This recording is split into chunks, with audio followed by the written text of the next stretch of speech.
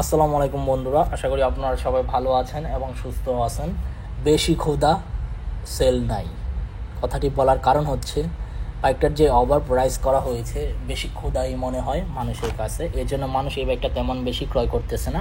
হাজারে 2000 একজন দুইজন মানুষ ক্রয় করতেছে, যাদের বেশি টাকা বা জিএসএক্সের প্রতি অনেক বেশি অন্ধভক্ত, তারাই মূলত এই বাইকটা ক্রয় করতেছে। এই বাইকটার বর্তমান বাজার মূল্য কত চলতেছে সেটা আজকের ভিডিওতে আমি বলে দিব। ভিডিওটি প্রথম থেকে শেষ পর্যন্ত আপনাদের ধৈর্য সহকারে দেখতে হবে, তাহলে বুঝতে পারবেন। তবে এখনও পর্যন্ত যারা আরমান সারোয়ার ইউটিউব চ্যানেলটি সাবস্ক্রাইব করেন নাই, তারা অবশ্যই আরমান সারোয়ার ইউটিউব চ্যানেলটি সাবস্ক্রাইব করে ফেলবেন, পরবর্তী আপডেট নোটিফিকেশন পেয়ে যান। জিএসএক্সের বাইক মানে আগুন, বাইকটার গতি রাজার বাইক বলা হয় এবং লুকস অসাধারণ একটা লুকস। বাট বাইকটার প্রাইস যেভাবে ডে বাই ডে বৃদ্ধি করা হয়েছে, মানুষদের হতাশ করা হয়েছে, এখন মানুষ এই বাইকটার প্রতি একটা ডিসলাইক তৈরি হয়ে গেছে। 3,80,000 টাকার বাইক ডে বাই ডে বৃদ্ধি পেতে পেতে পেতে পেতে আপনার 5,25,000 টাকা দাম দাঁড়িয়েছে এই বাইকটার বর্তমান মূল্য।